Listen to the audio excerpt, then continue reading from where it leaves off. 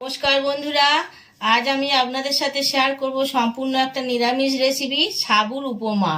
তো সেজন্য সাবু, বড় দানার সাবু আমি ঘন্টাখানেক ভিজিয়ে জল ঝরিয়ে নিয়েছিলাম। এই রকম একদম ঝরঝরে, জল নেই অথচ নরম হয়ে গেছে, এই অবস্থায় থাকবে। আর এর সঙ্গে নিজের পছন্দ অনুযায়ী কিছু সবজি নিয়েছি।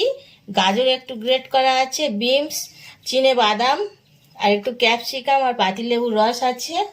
আর এটা আছে একটু লবণ আর চাট মশলা আর কালো গোলমরিচের গুঁড়ো, আর একটু কারি পাতা, শুকনো লঙ্কা আর গোটা জিরে ফোড়নে লাগবে। তো প্রথমে আমি যেটা করব, তেলটা গরম হয়ে গেছে, সমস্ত সবজিগুলো একটা একটা করে ভেজে নেব।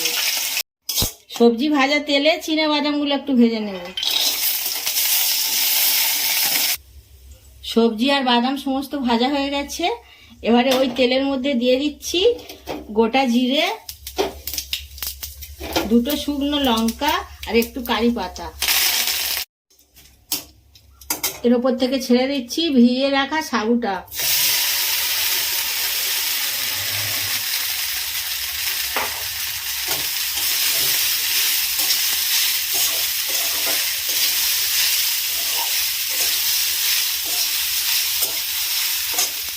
সাবুটা হালকা নাড়াচাড়া করে নিয়ে সমস্ত সবজি আর বাদামগুলো দিয়ে দিলাম।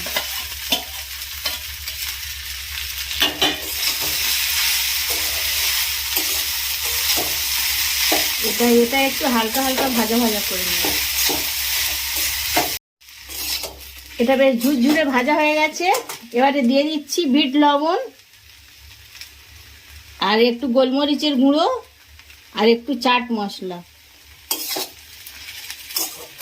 এবারে দিয়ে দিচ্ছি, সব শেষে গ্যাসের ফ্লেমটা অফ করে দিলাম, দিয়ে দিচ্ছি একটু লেবুর রস। এবারে নামিয়ে আমি পরিবেশন করব। তো বন্ধুরা, খুব কম সময়ে কম উপকরণে তৈরি হয়ে গেছে সুস্বাদু সাবুর উপমা। বেশ ঝরঝরে হয়েছে আর খেতেও খুব সুন্দর হয়েছে। তো আপনাদের পছন্দ হলে একটা লাইক করবেন।